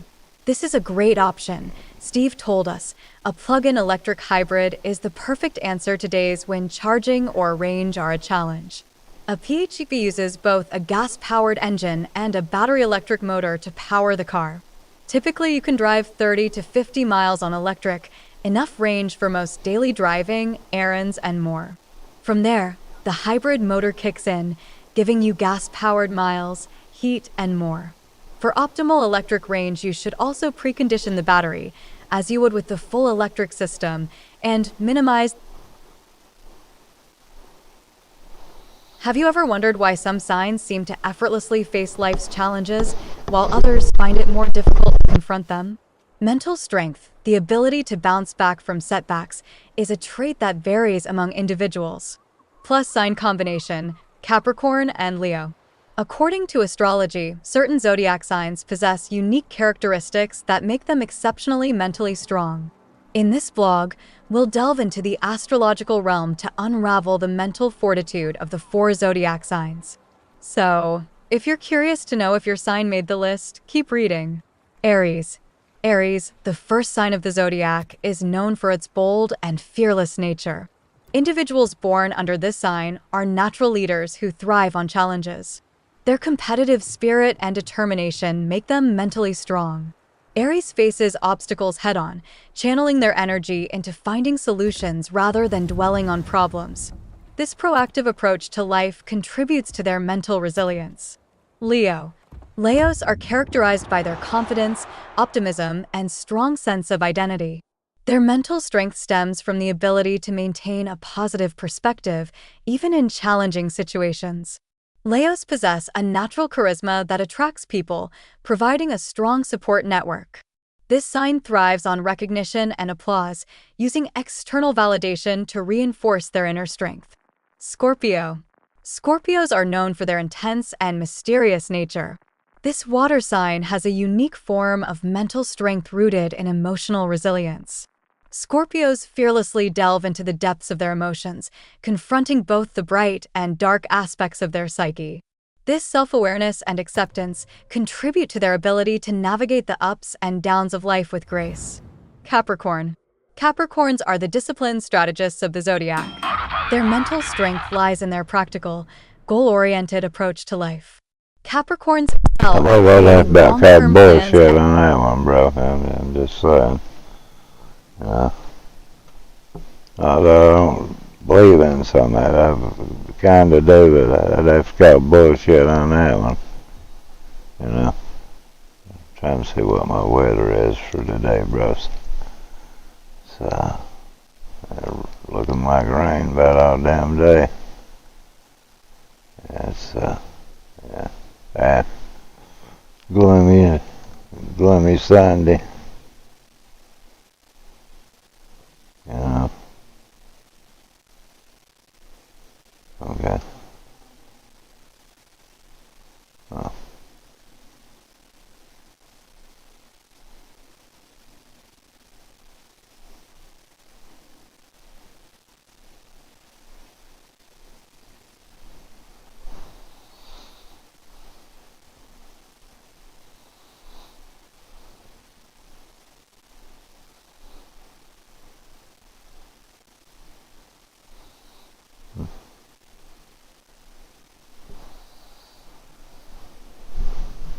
A new study suggests that losing a sibling in either childhood or early adulthood might increase the likelihood of early-onset heart disease. Conducted by researchers at Fudan University in Shanghai and the Chinese University of Hong Kong, the study examined over 2 million individuals born in Denmark from 1978 to 2018. The findings revealed that, on average, individuals were 11 years old when they suffered the loss of a sibling. Over 17 years of follow-up data also indicated that such a loss in childhood or early adulthood correlated with a 17% higher risk of developing cardiovascular disease. The analysis of this data was carried out from November 1, 2021 to January 10, 2022. The researchers also discovered that the risk was more pronounced in individuals who lost a twin or a younger sibling as opposed to those who lost an older sibling. The findings highlight the need for extra attention and support to the bereaved siblings to reduce CVD cardiovascular disease risk later in life, the study authors noted. According to David Schoenfeld, the director of the National Center for School Crisis and Bereavement at Children's Hospital Los Angeles, past research focusing on the long-term effects of traumatic events in childhood has shown their influence on adult physical health. Although the initial research on adverse childhood experiences did not look specifically at the impact of the death of a close family member, we know that the death of a parent or sibling is one of the most stressful experiences for children and can contribute to short and long-term effects on the psychological functioning, emotional adjustment, and developmental trajectory of children, as well as their physical health, said Schoenfeld, who was not involved in the study. Cardiologist at Delray Medical Center, Jonathan Kahan, agreed and underscored the lasting impacts of loss. Sign up for Chip Chick's newsletter and get stories like this delivered to your inbox. This can lead to multiple downstream effects, including chronic stress, survivor's guilt, and a host of other emotional or physical responses, he explained. Kahan also detailed how numerous studies have established a direct connection between chronic stress or persistent guilt and cardiovascular disease. So, such a traumatic experience, like losing a sibling, can have a lasting impact well into adulthood for those who endure it. He pointed to Takotsubo cardiomyopathy, commonly known as broken heart syndrome, as one example. Yeah, I agree with that, Stress-induced though, because, cardiomyopathy that often occurs suddenly following the death of a loved one. my older brother died when I was Given the study's 17, results, and Kahan is advising it's cardiovascular honestly experts to affected me broaden my their whole perspective life. to include non-traditional risk factors The like loss, loss of him, bereavement, man. and stress in assessing cardiovascular disease risks. I mean, Healthcare honestly. professionals end up focusing on patients during the immediate and acute phase of loss. However, given these findings, the chronic phase of loss should also come into focus, Kahan concluded. If a patient has lost a sibling, which many healthcare professionals screen for when examining family history, this study would give me pause as to whether that loss may still be having an effect.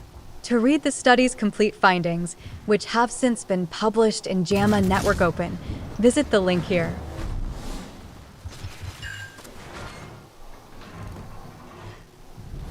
Our victory is in sight. There we go.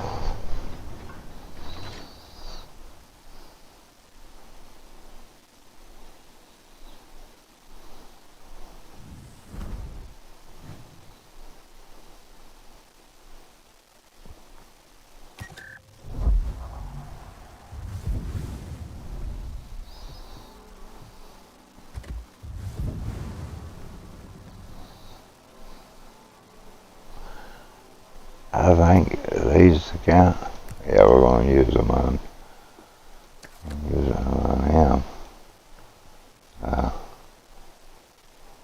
And let's see if we can use him in a co-op or operations rather.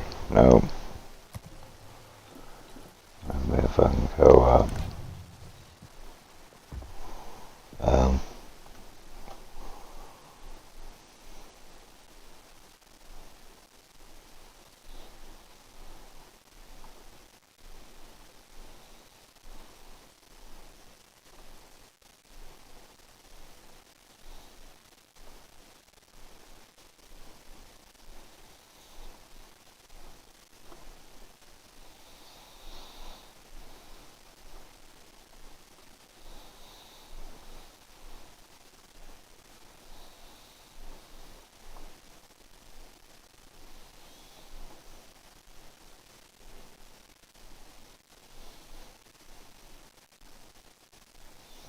Alright, bros,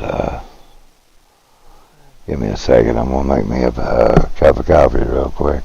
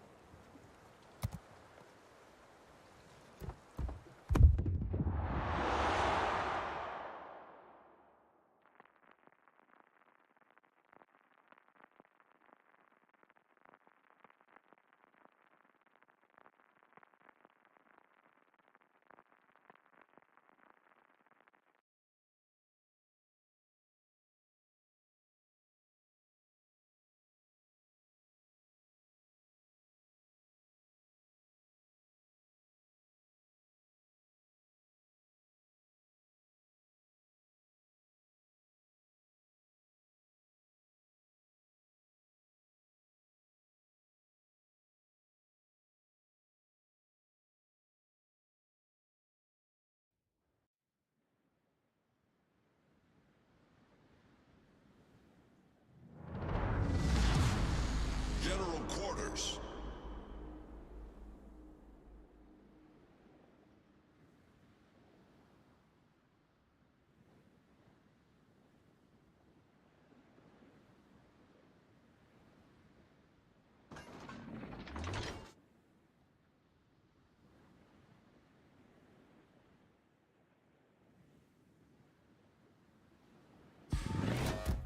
Awaiting instructions.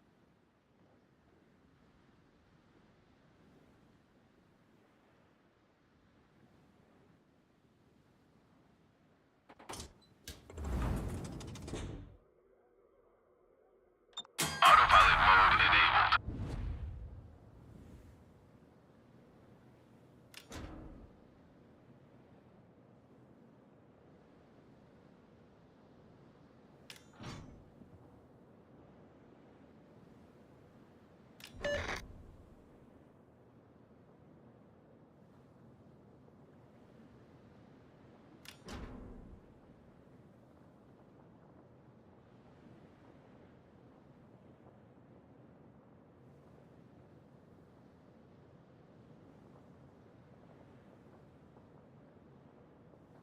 Enemy force sighted on the horizon.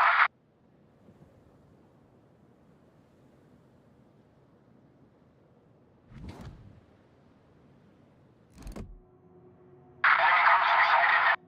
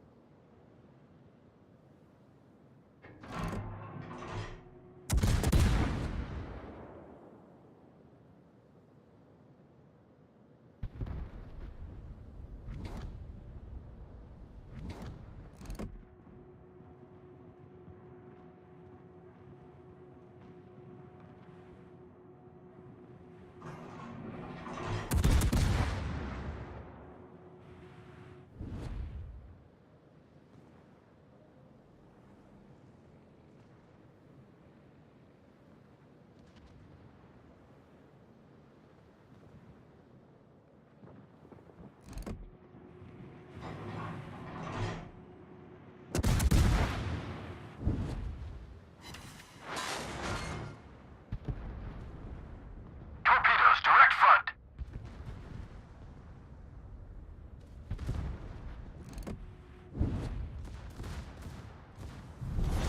Our team has taken the lead.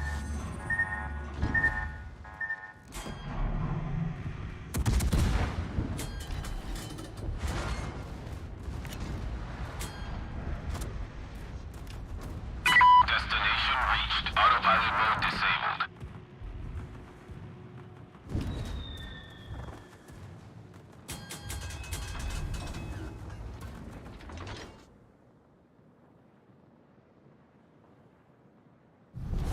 Our team has taken the lead.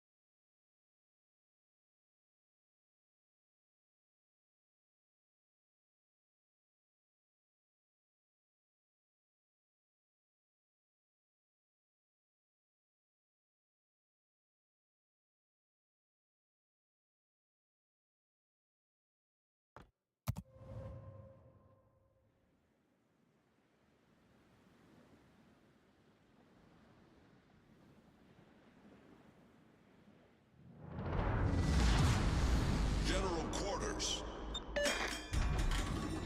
Let's give them a hard time. Autopilot mode enabled.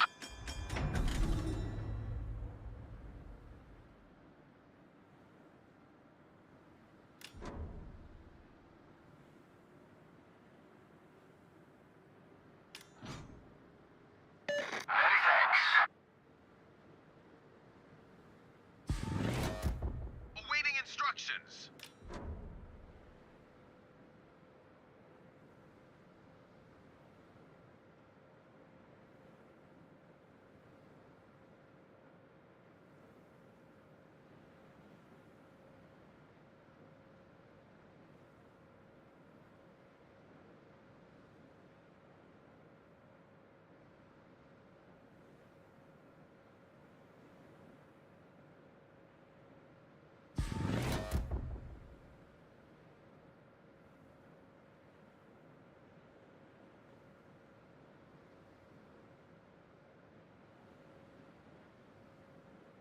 Enemy force sighted on the horizon.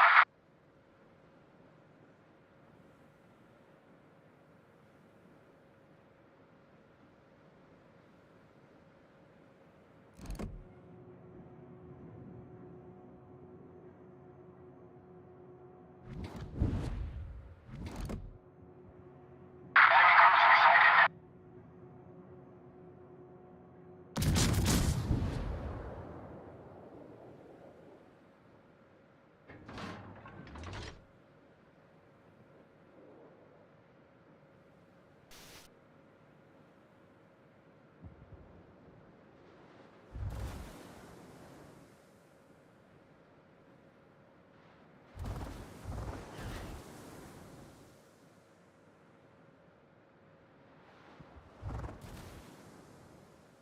Yeah.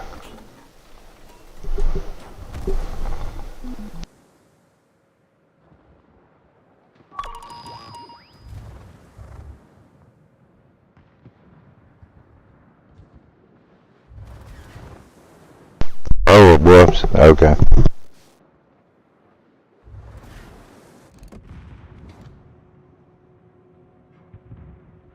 Torpedoes, direct front. Torpedoes, dead ahead. The ship is on fire.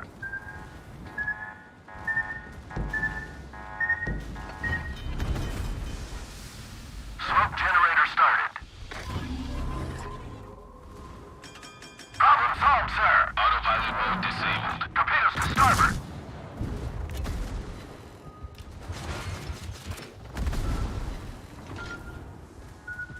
Smoke screen set. Our team has taken the lead.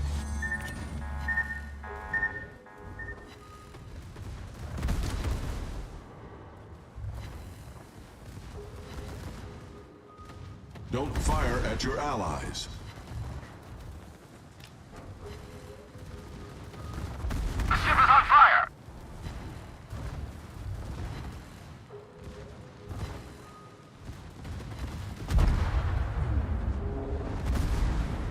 Damn.